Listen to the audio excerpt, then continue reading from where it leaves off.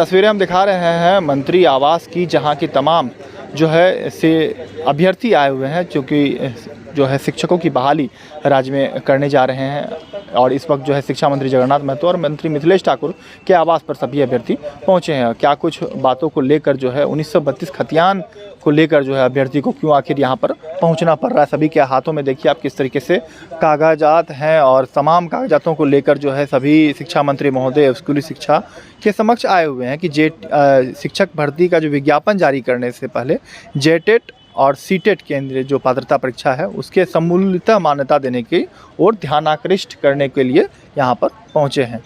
क्या कागजात दिखा? सर्वप्रथम तो आपका धन्यवाद। हम लोग अखिल झारखंड सीटेट उत्तीर्ण अभ्यर्थी संघ जो कि राज्य स्तरीय संगठन है उसकी ओर से हैं। सर, अभी राज्य में तकरीबन 7 वर्षों के बाद प्राथमिक शिक्षकों की बहाली की ओर सरकार बढ़ रही है और इसमें वही छात्र एलिजिबल होते हैं जिन्होंने बीएड किया हुआ होता है और डीएलएड किया हुआ होता है।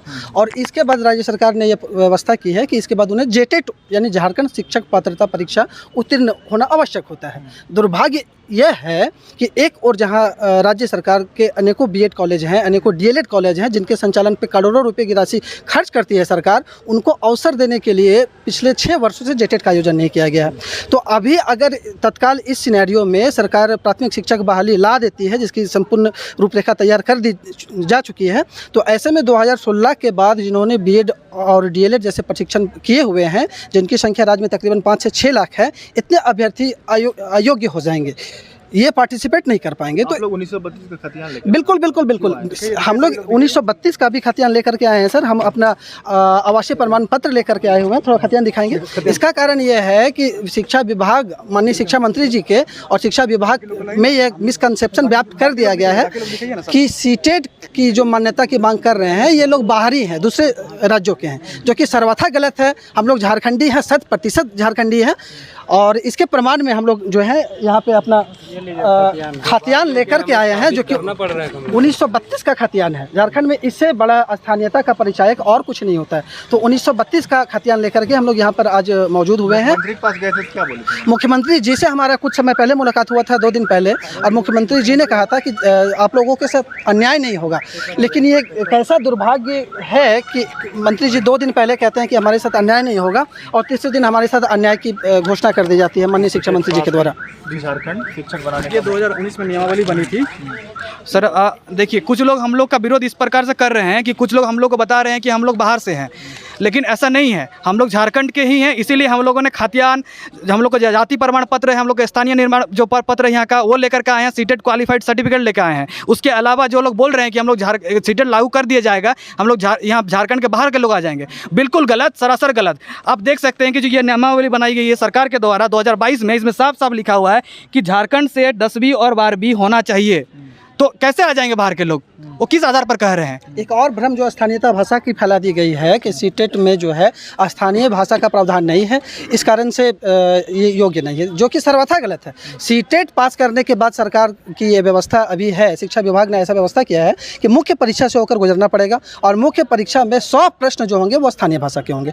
तो जेटेट पास अभ्यर्थी कुछ इस प्रकार का भ्रम, जेटेट खुल के हम बोलना चाहेंगे कि जेटेट वैसे अभ्यर्थी जिन्होंने 2013 में जेटेट पास किया है और 2016 में पास किया है, मात्र झारखंड बनने के बाद 2 बार जेटेट हुआ है।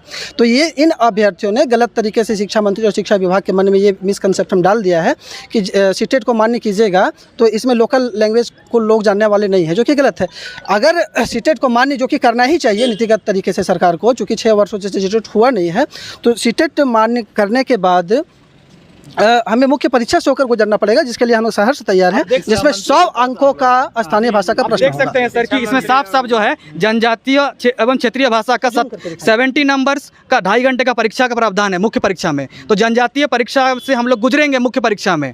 उसके अलावा यहाँ देख सकते हैं कि जो स्नातक स्तरीय है उसमें भी जनजातीय एवं क्षेत्रीय भाषा का 100 अंकों का परीक्षा होगा। इसमें साफ साफ मेंशन है। तो लोग किस आधार पर हम लोग को कह रहे हैं कि हम लोग जनजातीय भाषा का नॉलेज नहीं रखते? जनजातीय भाषा का नॉलेज का टेस्ट मुख्य परीक्षा में होगा, जिससे हम लोग उससे गुजरेंगे ही। नहीं, आप लोग अवसर तो दीजिए हम लोग को, योग्यता का परीक्षा हम लोग अपना देंगे मुख्य परीक्षा में और साबित करेंगे कि किस आधार पर हम लोग उनसे बेहतर हैं। क्योंकि जेटेट जो है वो सिर्फ झारखंड में आयोजित होती है, लेकिन सीटेट जो है राष्ट्रीय स्तर पर होती है।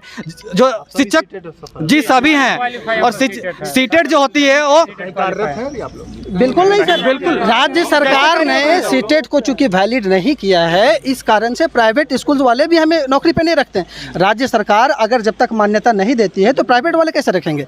तो सीटेट को सरकार जब मान्य करने की घोषणा करेगी तो इसका सबसे बड़ा फायदा होगा कि सरकार के एकमात्र घोषणा से तकरीबन 4 से 5 लाख अभ्यर्थियों को सीधे जो राज्य के निजी स्कूल हैं, प्राइवेट स्कूल हैं, उनमें नियोजन का अवसर प्राप्त होगा। सीटेट के आधार पर जो सेंट्रल गवर्नमेंट का जो best out of best school होता है, जैसे नवोदय विद्यालय हो गया, सैनिक स्कूल हो गया, डीएवी स्कूल हो गया, उसके अलावा प्राइवेट में जितने भी सारे स्कूल है सब जगह जो है शिक्षक बनते हैं और गुणवत्ता युक्त शिक्षा वहाँ पर देखने को मिलता होगा। झारखंड में शिक्षा का जो लचर व्यवस्था है ना, उसका सबसे बड़ा कारण यही है कि लोगों को जो यहाँ पर लिया नहीं जा रहा है, जिनके पास योग्यता है, जिनके पास अवसर नहीं दिया जाता है। हम लोग नौकरी थोड़ी मांग रहे हैं सर आप लोग से, हम लोग अवसर मांग रहे हैं, एग्जाम के लिए अवसर मांग रहे हैं। मुख्य परीक्षा में हम लोग अपने योग्यता का प्रदर्शन अच्छे ढंग से कर लेंगे, आप मौका तो दीजिए हम लोग को। मौका क्यों नहीं दे रहे हैं? 50,000 शिक्षकों में अभी 26,000 शिक्षकों की बहाली आ रही है और सिर्फ 50,000 को बैठाएंगे तो एक पद में 2 का कंपटीशन हो रहा है। इसमें किस तरीके से कंपटीशन ले रहे हैं? गुणवत्ता कहाँ से आएगी?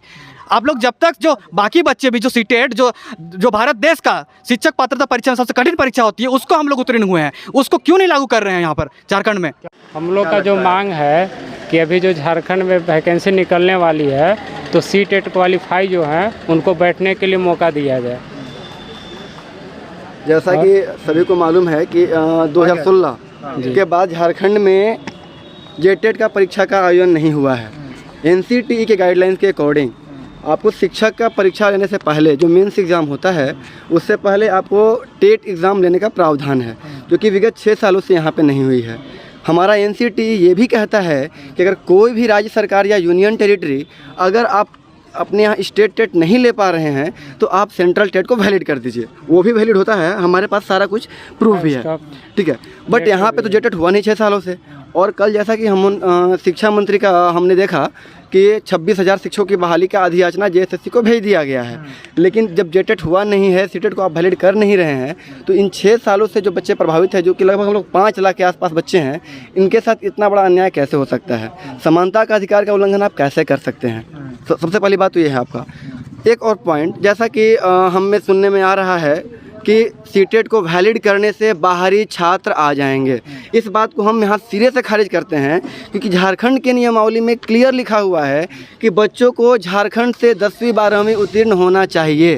तो जब हम 10वीं 12वीं यहाँ से उत्तीर्ण हैं तो हम कैसे बाहर के बच्चे यहाँ पे आ पाएंगे? तो आपका जो बाहरी बच्चे वाला है वो पॉइंट कट हो जाती है। बिहार में भी आपका सीटेट मान्य है, लेकिन वहाँ ये भी लिखा हुआ है कि जो बिहार के स्थानीय बच्चे हैं वही वहाँ पे फॉर्म अप्लाई कर सकते हैं। तो सीटेट को अप्लाई करने से किसी भी तरीके से बाहर के बच्चे यहाँ पे नहीं आएंगे। दूसरी बात जो आ रही है कि जनजातीय भाषा को लेकर के, तो हमारा जो मेंस एग्ज़ाम होने वाला है, मेंस एग्ज़ाम में जो पहला पेपर है जनजातीय भाषा का ही है, जनजातीय और क्षेत्रीय भाषा का पहला पेपर है। हम उस पेपर को देने के लिए तैयार हैं। तो किसी भी तरीके से सीटेट उत्तीर्ण छात्र दे सकता है, एग्ज़ाम में बैठने में एलिजिबल हैं। तो इसी बात को लेकर के हमने अभी माननीय मंत्री मिथिलेश ठाकुर सर से मिला है, तो उन्होंने कहा कि ठीक है, इस मामले में हम बात को हम लोग उठाएंगे। और एक बात ये भी उन्होंने भी इस बात को कहा कि सीटेट को लागू करेंगे तो बाहरी बच्चे आ जाएंगे। शिक्षा मंत्री से क्यों नहीं? शिक्षा मंत्री के पास भी हम लोग मिलने के लिए गए थे, बट शिक्षा मंत्री से हमारी मुलाकात नहीं हो पाई। वहाँ पे गार्ड साहब ने कहा कि मंत्री जी बाहर गए हुए हैं, शायद वो शाम तक आएंगे। तो आज अभी हम लोग फिर से शिक्षा मंत्री के पास भी मिलने जाने वाले हैं, शिक्षा सचिव सर के पास भी मिलने जाने वाले हैं। तो देखिए, तमाम जो है ये सीटेट सफल अभ्यर्थी हैं और जो एग्जामिनेशन होने वाले हैं शिक्षकों भर्ती के लिए, उनमें एग्जामिनेशन में अपीयर होने के लिए मांग कर रहे हैं। मुख्यमंत्री से मुलाकात की तो उन्होंने आश्वासन दिया था कि आप लोगों को इसमें मौका दिया जाएगा, लेकिन फिर कल शिक्षा मंत्री जो जगन्नाथ महतो है, उन्होंने एक विज्ञापन निकाल दिया और उसी का विरोध करने के लिए ये तमाम अभ्यर्थी जो सीटेट के हैं वह शिक्षा मंत्री के आवास पर पहुँचे। हालांकि उनसे मुलाकात नहीं हो पाई है। मिथिलेश ठाकुर जो पेयजल स्वच्छता मंत्री हैं, उनसे मुलाकात कर सारे बातों से अवगत कराया है और आज कैबिनेट के फैसले में जो है इनकी बातों को रखने की बातें कही गई है, आश्वासन दी गई है। इस खबर में आगे क्या कुछ होता है यह आपको हम अगले वीडियो में बतलाएंगे। फिलहाल इस खबर में इतना ही। लाइव लगातार रांची से मैं कौशल कुमार।